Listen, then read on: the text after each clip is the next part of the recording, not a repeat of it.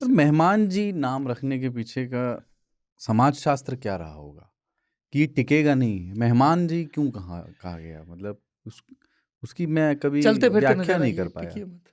कि ये कभी गौर नहीं किया इस पे। हाँ, हम्म, उनको मेहमान बुलाते हैं। वो इसीलिए होगा कि मतलब आए हैं, जाना है, टिकना नहीं। जैसे हमारे यहाँ ना उनको दूल्हा बोला जाता है शादी के बाद भी। फॉरएवर। 80 जीजा साल को ना हाँ 80 साल के हो क्या हुआ? दूल्हा भाई। अरे दूल्हा है, वो तो दूल्हे ही रहते हैं बस। हम्म, और वैसा कुछ रहता है क्या कि छोटी बहन के पति को दूल्हा या बड़ी बहन? सबको, किसी को मेहमान, कहीं कहीं पे मेहमान बुलाया जाता है। पाहुन भी शब्द चलता है। पाहुन भी है। हमारे हमारे अवध में जो ननद और भाभी का रिश्ता है, तो अगर ननद बड़ी हैं तो वो अपनी भाभी को, मतलब अपने छोटे भाई की वाइफ को दुल्हन बुला सकती हैं, चाहे उनकी उम्र जो भी हो, चाहे उनके बच्चे भी हों।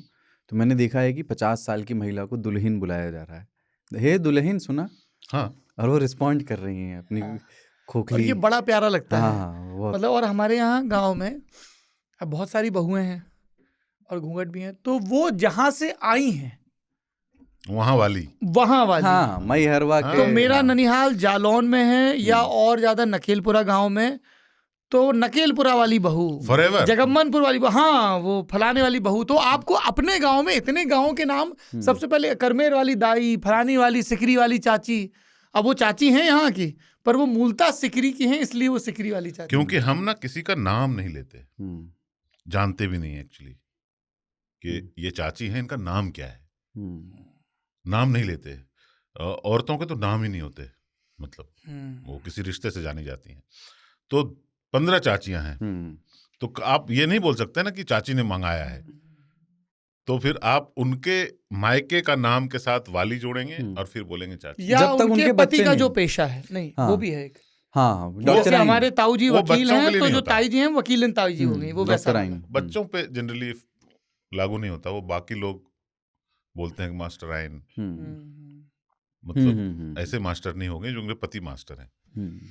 एक तो हमारे कल्चर में ना एक दो चीजें हैं, अच्छा भी है, मुझे अच्छा भी लगता है ये, पर एक जेठ तो है आपके अंदर। हाँ, लेकिन नाम ही नहीं आता कभी भी।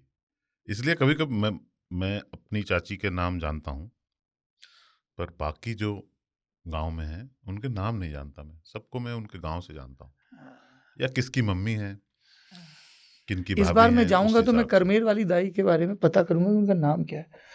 सौरभ त्रिपाठी की सास की सास करमेर वाली दाई है।